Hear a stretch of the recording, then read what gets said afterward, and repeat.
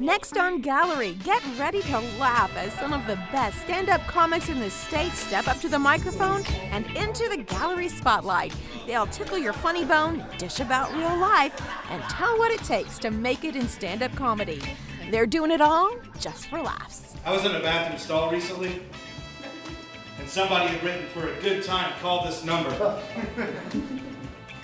So I called it. And it was a petting zoo, and it was a freaking great time. She had ducks. And the laughs keep coming as we go backstage with OKC Improv. Improv is short for improvisational and is a form of theater where most or all of what's performed is created on the spot. It takes talent and wit, and for OKC Improv, it takes a great sense of humor. You can't make this stuff up. Oh no, it's rolling away! Oh wait, maybe you can.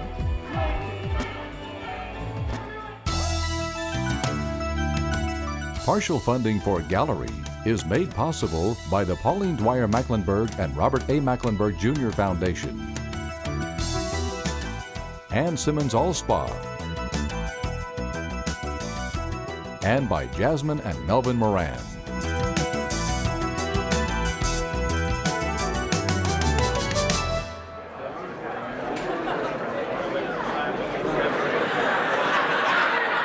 Nobody will ever see this face because I'm fat, I have a receding hairline, I have a very bad mouth, and the closest I get to be on television is public television, and I have to sit there and look at you guys who are going to sit in the back and not sit up front, even though you know the microphone's not working. What is the matter with you guys? I've been doing comedy for about 5 years. I've performed in Kansas City, in Minneapolis. I've performed, all over New Mexico, in Texas. Myrtle Beach. I've been all over the place. Kansas City Improv was a huge step for me. It was really a big thing. See, she's the problem. She loves Pinterest. Pinterest is a website dedicated to ending relationships one terrible do-it-yourself project at a time, okay? You talk to a lot of comics and they go, well, how did you get into this club? How did you get in here? That's a great club. How'd you get in? Well, it's because I got in my truck, I took a day off, and I drove 5.5 hours to do a spot at an open mic. And I made sure that I killed in front of people that needed to see me. And then I drove all night back to work the next day. I'm married to a very wonderful woman. She's very lovely. Thanks, James. I have a wife. I leave this crazy lifestyle and I go home and sleep next to her every night. She's by far one of the most important things to me. She's helped me become more funny because she's backed me up every step of the way. It's important. That's one thing is it's important. There's a lot of comics that their wives bail on them second things get hard. And my wife has packed her bag. She's like, I'm in here for the long haul.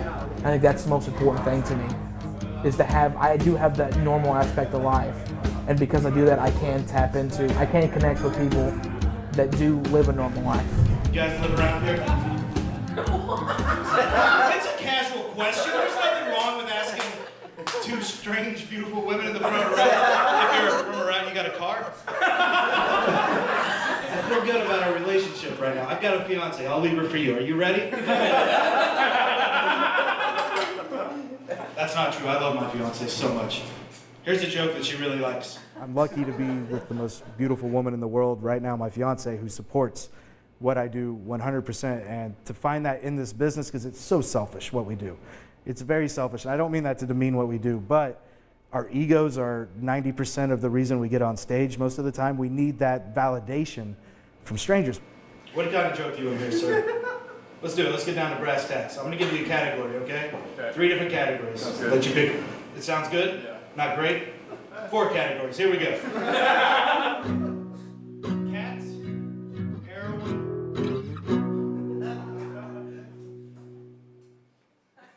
I know the work I've put in. I know the time I've spent. I know what I've lost and gained from doing this. And I believe in myself not to be the best at this point in my career, but to be as funny as I possibly can be with the time I'm given by God to get on stage and tell jokes. I do fine. I'm getting through life. You know, it's hard. You know, you look at me and you're like, are you doing okay? I'm doing okay. If you're a comedian and you do this, and it's what you enjoy, and it's what you want to do with your life, if you go a few days without doing comedy, it hurts you. You want to be on the stage. You want to be talking to people. I fell in love recently. I fell in love with a girl at a bank. She works at the bank I go to. She's one of the bank tellers there. Let me tell you guys something. There's nothing harder than hitting on a woman that knows exactly how much money you have.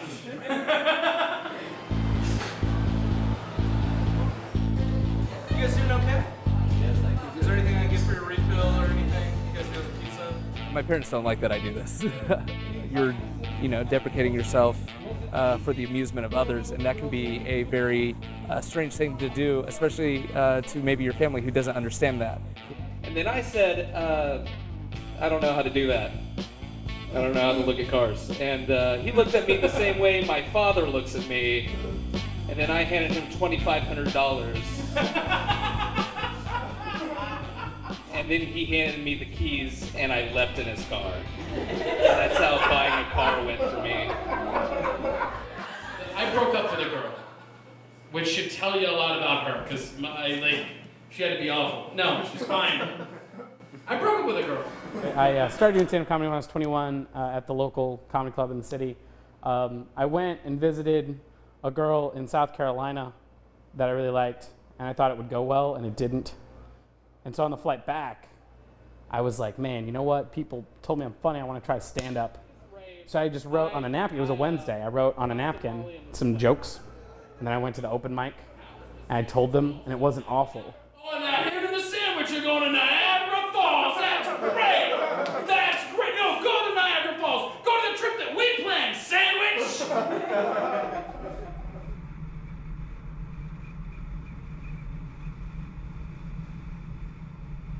I'm uncertain about if I'll, make money or make a living as a stand-up or make a living, doing, what exactly I'll be doing. But all I know is that I have to be funny, first and foremost. I got to always do that. And then I'm going to be nice, and I'm going to be myself. And if I can't get where I want to go by being funny and being nice and being myself, that's okay, because I did it the best that I know how. It's art.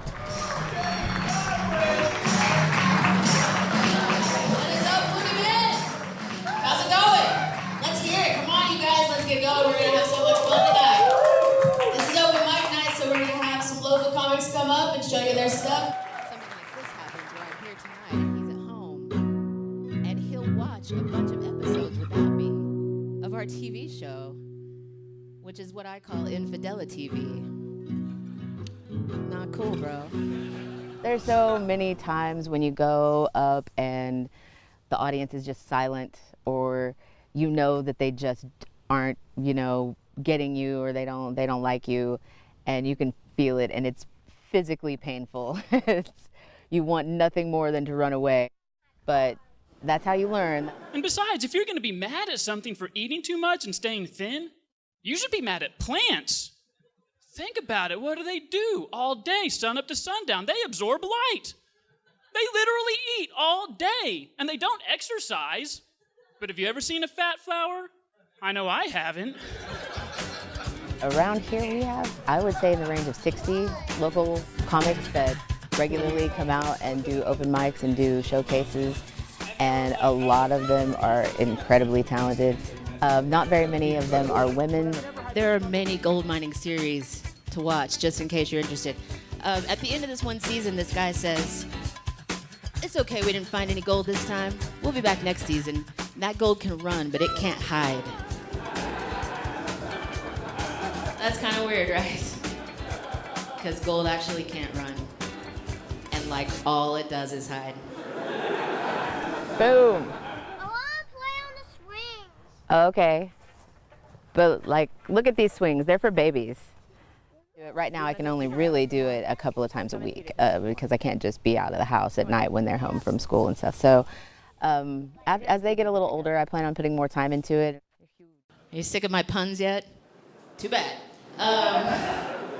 You don't have to have a great crowd to do a show, but it definitely helps. A lot of factors can come in. If you're having a stressful day, like anything can really just throw you off.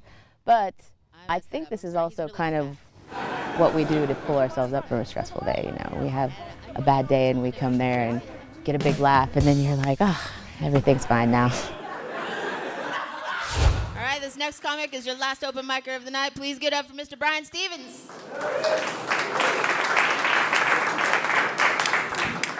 Thank you. How's it going tonight? All right. Anybody got kids? Got any parents here? Explains why you're out drinking on a Wednesday night.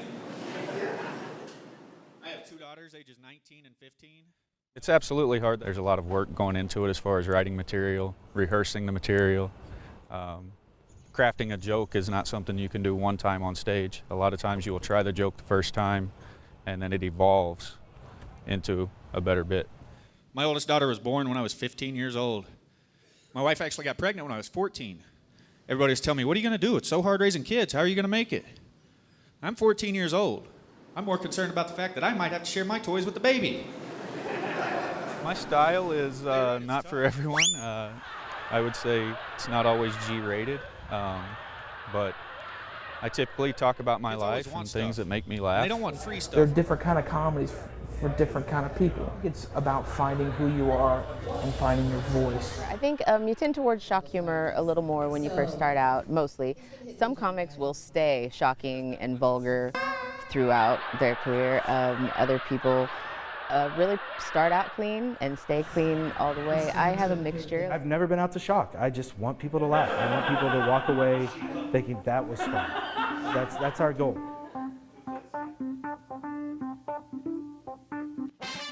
I got this cat recently, sir. I got this cat recently. I hate him. He's so literary. You won't drink anything unless it's out of a milk chaucer. I was also young when I got married. I actually had my bachelor party at a place you may have heard of, Chuck E. Cheese. It's been pretty difficult trying to be a man. Lately I've been just rubbing grease on myself and skipping through the forest. Am I doing it right? I'm super poor and I live in Edmond, which is weird. My neighbors don't like me. I live in a suburb of Edmond. They were not happy to see my thrift store couch coming in. Can we get a round of applause for not sleeping with your ex anymore? I think it's because the name is too cool. Like, oh, who's that? Oh, that's my ex. You getting what you want? You getting your money's worth? You have people that are being real on stage every night of the week in this city, and nobody cares. And that's sad, because this scene is better than the city deserves. And they should take an interest in it. Because if they don't start, people are going to start moving away to start investing in other scenes. And this is one of the best art forms. They got a pretty good thing going. And I'm maybe going to get $10 out of this. So the fact that I'm ruining your night doesn't concern me one bit. It really doesn't. I don't care. I don't care. What else do you have? What else do you have? What better entertainment are you going to have to see a 400-pound man pretend like he's not breathing hard? They got a pretty good thing going.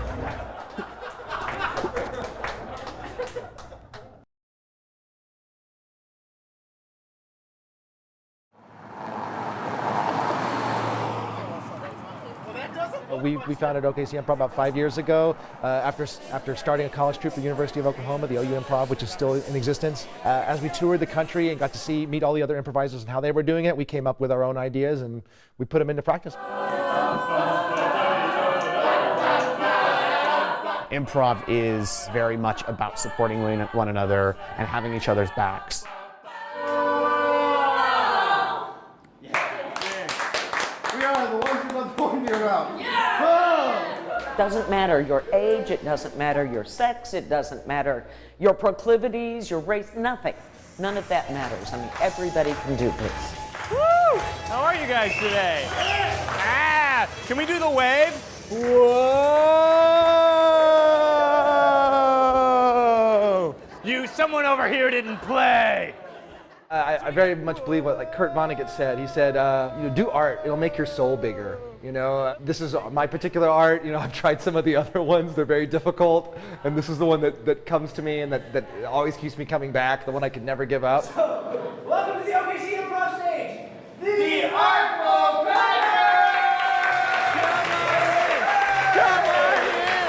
The entire staff is volunteer. Nobody really gets paid. Occasionally groups will get paid, maybe $20 a performance sometimes. So nobody's getting rich on this. Really, the only time anybody gets paid is if you're on a tour or teaching a class. Fail forward, have I told you that those concepts yet? Have you guys all heard that? Right? You cannot get there without making those mistakes. So it's great. We offer several levels of classes, beginning with a teen class. We also have level 1 classes. Those are for adults who have never done improv before. We start them off in level 1, and that's like your Whose Line Is It Anyway? That's our introduction to improv. So it's kind of our boot camp. We kind of break you down, make you do all sorts of crazy challenges and get out of your shell. And then in level 2, we hit the brakes and we go back into like the slow, the authentic. No. Hold it for just a second, John. 1 second longer. I love it. Freeze. Are you sure this is the right lowrider I need? And then in level 3, that's when we start adding the whole group, and that's more of the Chicago style. That's where they get their first taste of a big group in action, and it's sort of that whirlwind of people coming in and coming out and bringing stuff back, and it's that blend of what people recognize as like sketch comedy with the improv. Hold on there, Sonny. I need to know right now what we're gonna do with the gold. Well, that's just no way. I have no time for you to finish sentences. Freeze. Okay, is it the red wire or the blue wire? It's the blue wire. That is what we must do to save the bomb from exploding. Someone go in.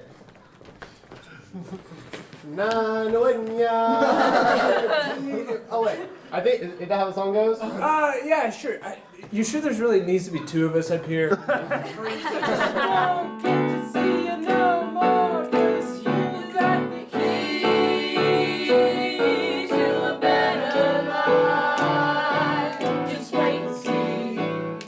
I'm teaching an intro to musical improv class, so we're doing we're making up songs and the scenes that go with them. They've called me to the scene. Oh no! I see that future motorcycle, and I think you're really mean, so I'm gonna stop this test drive. Oh no! Of crime before it goes too far. You'll never stop us. Nope. That's on its test drive. Part of teaching this class is just raising awareness and raising a flock of people who can do it, because musical improv is super magical and super accessible, and it's a crowd favorite always. I don't need this badge anymore. Yeah, throw it away. For me, I have no misconceptions about what I use this for. I'm not trying to go to LA or Chicago. And some of these, there's a lot of people that do use it for that. For me, it's really just a Saturday that I can go and just get away from my responsibilities a little bit. By the streets.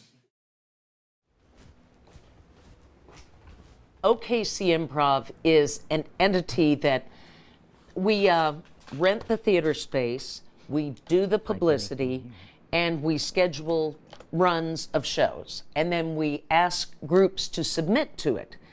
It's because it's difficult for a lot of groups to get together, find a space, decide when they're going to do the shows, how they're going to do the ticketing and all that. We just take care of that for a lot of groups. We also have a touring company that does the library shows and other things like that.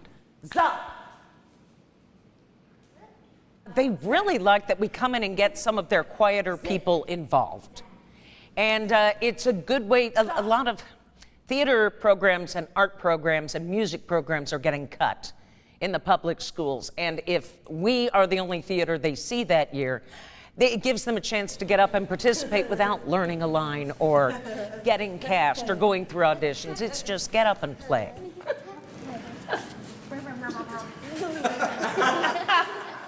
Many of our games are silly, silly games that would be just as at home on a playground as they are in a class.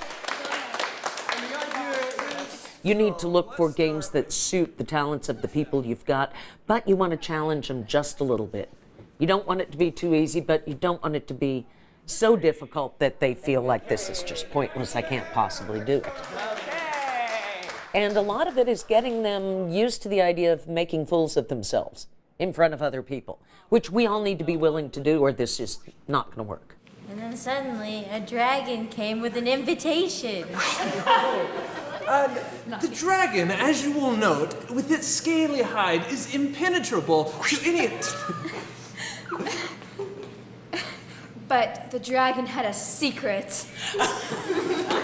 I think this will help kids to understand, or anybody that's at our show, understand that you can just get up and do any kind of art at any time. It doesn't have to be theater, it doesn't have to be improv, but just anything that you want to do, you can do it, and I hope this helps people to feel comfortable doing that, just to say, hey, I want to go write some music, or I want to go learn to play an instrument. I'm going to go do that, because there's no wrong way to try it.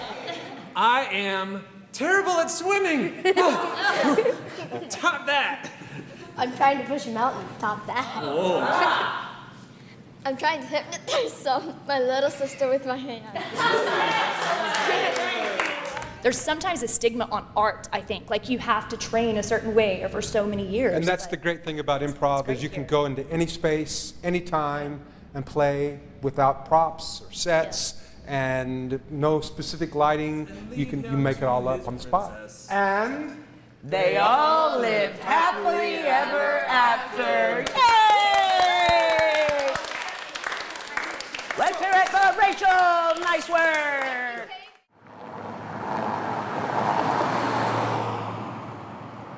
Oklahoma City is now becoming known as more of an improv community among the other improv communities. When you go to an improv retreat or a workshop or a festival somewhere else, somebody's going to have heard about Oklahoma City. So we're getting known as a place to do improv and a place that does good improv. Cinderella woke to find herself tied to a bed. No sword in sight. She hollered out, "Oh, woe is me." But then she thought, wait, I'm a domestic woman. Cinderella just doesn't sit and be tied up on a bed. She gets out there and she cuts herself loose with a kitchen knife. Being in one place, you can get sort of isolated. But what's beautiful about improv is that there is a communal aspect nationwide. Because I can talk to one improviser in LA who will know other improvisers in New York and Chicago, just because there's a whole festival circuit and there's a whole place where everyone's traveled, so who knows who, it's that game. I've got professional responsibilities and I've got kids, and to me it's a great way to kind of teach me how to play with my kids. I mean, it really kind of inspires me. I go home with things that we do, silly stuff we do here, and my kids love it. Sheldon McKenlich, you're under arrest. What? For taking things. I only took what was mine.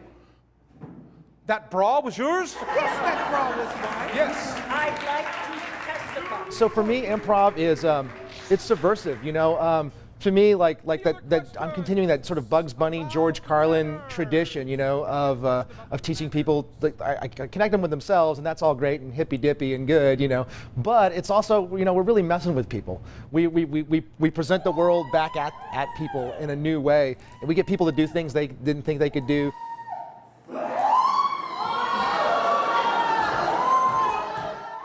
So for me, it's mischievous. And it's a little bit dangerous, and it's fresh. We don't have to wait for two years for Hollywood to try and make a movie about the things that we think are interesting and funny now. So it's sort of like the citizen soldier movement of entertainment.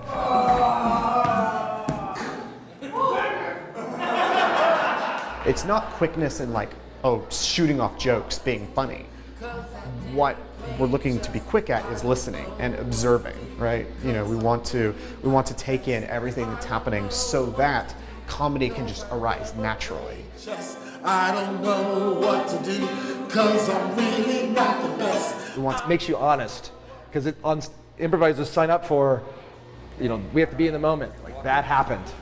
If we don't own up to that, then the audience is like, they're not really there. I really don't understand this game. And we take it seriously, of course. It's not something, it's like, oh, we'll just go out there and do whatever. But at the same time, there is an element of let's go there and do whatever, right? It's that mindlessness, mindfulness, kind of like, are you there? Can you handle what's going on? What is happening in your house? Just take a guess. Look around. Well, improv is very risky. Playing improv is always risky, but it is something of a thrill to just step out. For me, especially the musical improv. For everyone, it's something different. And if you're doing really good improv, if you're really listening, if you're really participating, when it's over, you don't really know what happened. I mean, you were so involved in it, you weren't watching it with the third eye, like an editor, to see what's going on. You were so involved, somebody has to tell you later what happened. Just trust your friend, and we will make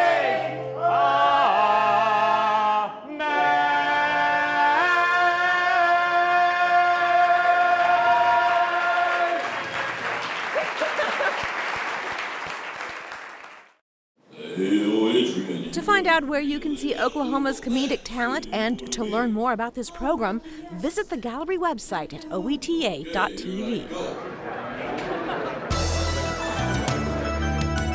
Partial funding for Gallery is made possible by the Pauline Dwyer Mecklenburg and Robert A. Mecklenburg Jr. Foundation and Simmons Allspa, and by Jasmine and Melvin Moran.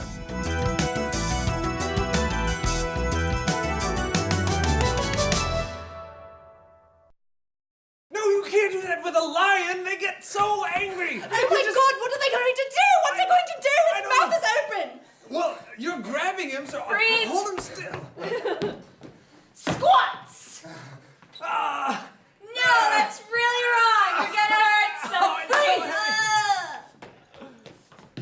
You've got to help me hold this portcullis down. Freeze! I'm holding up the world better. Well, I can push higher. Well, I can push higher. I can push higher. Well, I can push higher. Oh no, it's rolling away. No, Freeze! For a DVD copy of this program, please send a check or money order for $22.95 to the OETA Foundation. Post Office Box 141190, Oklahoma City, Oklahoma 73113. Or to place a credit card order, call 800-879-6382 during regular business hours.